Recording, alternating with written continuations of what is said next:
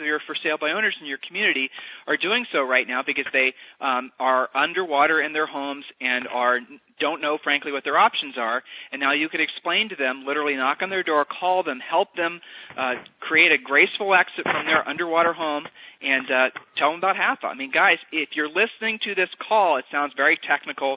You know, Jeff and I are both about to start talking about something called a RAS, and he's talked about the SSA, you know, the short sale agreement, and all these terms. None of this stuff should intimidate you. This is all everything that we're talking about now is, frankly, very procedural.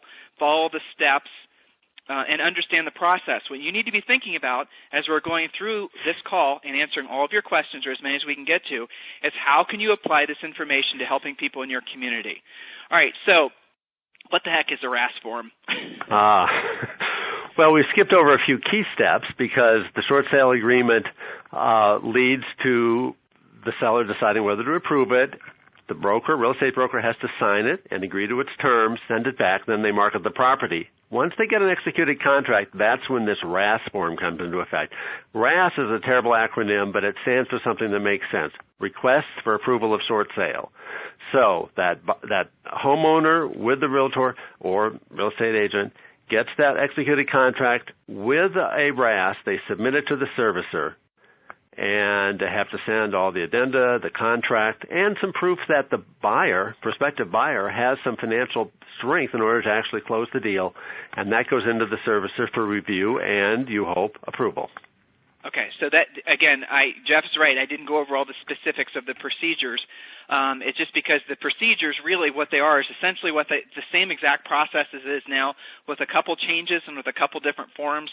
Don't be intimidated by this. Frankly, I think for a lot of you, especially those of you who have been doing short sales for a long time at a high level, as I know a lot of you guys at Harris Real Estate University have been, you're going to see that following the HAFA guidelines is actually a streamlining in a lot of ways of the paperwork and the processes. So don't be intimidated by it. Just have an open mind. And like I said, keep focused on how you can use this information to help homeowners in your community.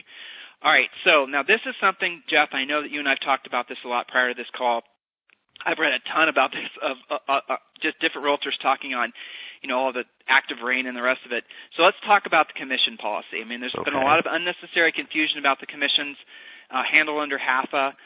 It might be interesting if you feel comfortable talking about sort of the original HAFA guidelines and how they've changed and how there was, you know, some interesting little anecdotal things happening with realtors' commissions, if you feel that that would be a valuable thing to talk about. But how are commissions? Well, it might be valuable just because it explains that some of the things people are hearing might be relate to what the original November 30th announcement was, but then that changed on March 12th. And so that's the source of a lot of the confusion. So on November 30th, as far as commissions go, the proposal, although I don't think some Treasury staff knew what was in the guidelines, I should have said, one, it said in the short sale agreement, there's a blank there for commissions, and that amount is the amount in the listing agreement, but not more than 6%. Now, that changed, so don't count on that.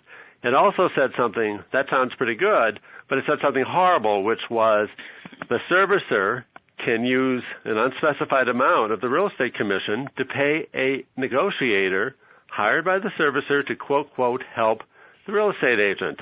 Well, you know, we were on the phone right away, and it took months, but and we decided to work in sort of, you know, back channels, just in conversations with staff, and I was beginning to be a little nervous that we hadn't sent a big public letter to Secretary Geithner, but in the end it worked, and on March 12th they announced the policy change. No longer would the real estate commission be reduced and transferred over by the servicer to pay their negotiator. So that was a big success on March 12th. They did change something on commissions that a lot of people are unhappy about, and we know that. But there's a blank now for commissions, and the policy is the servicer identifies the customary and usual, reasonable and customary commission. I don't even know what the exact words are. I read it too. They come up with it. And so we went to Treasury and said, look, there is no such thing because there's competition on commissions and so forth. And they said, look, we never meant to cut out the servicer. Sometimes there may not be enough money in the deal for them to pay 6 and have it work.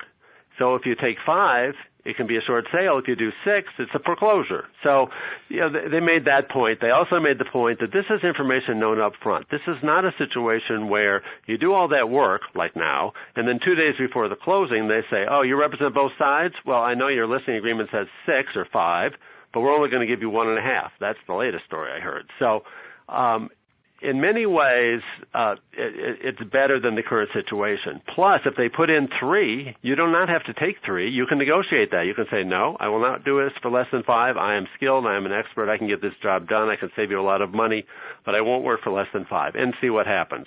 It's a matter of negotiation. Well, it's no different than the way commissions have been handled really since the beginning of time, Okay. I mean, you have to justify, you're going to have to sometime negotiate. Sometimes it's going to be an issue. Sometimes it's not going to be an issue. Those of you who've been in the industry for a long time, you know how to overcome commission objections.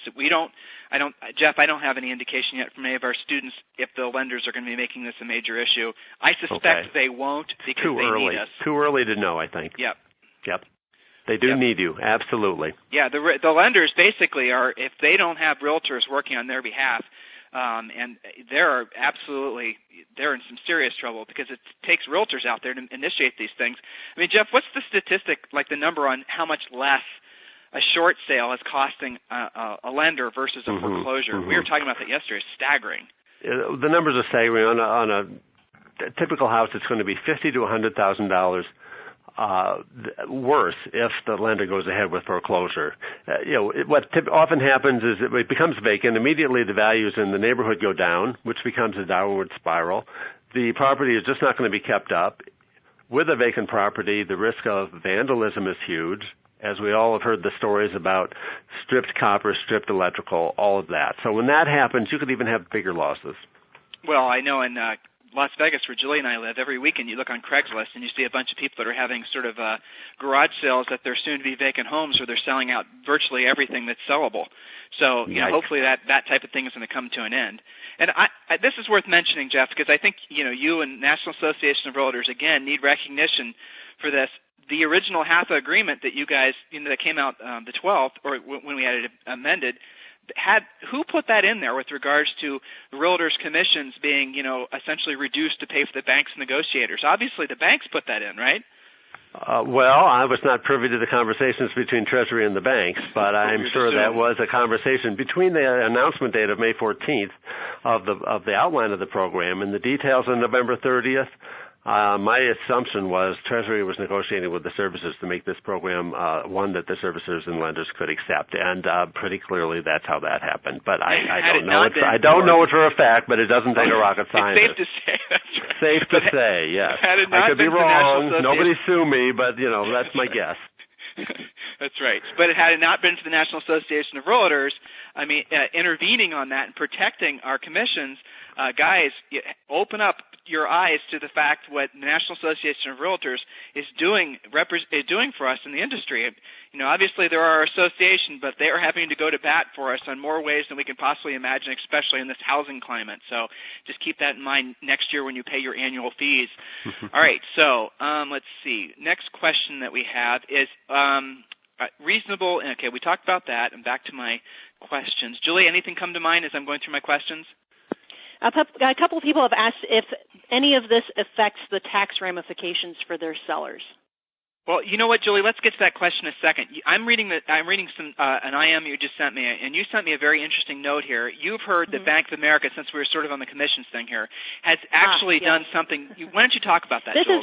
Yes. So, Jeff, this is Julie. Right out of the mouth of one of our graduate students who is doing a lot of short sales. She lives in Florida. And, of course, a lot of the condos that she is selling have had some really serious depreciation. We're talking about condos that used to be $200,000 are now selling for $35,000, $45,000.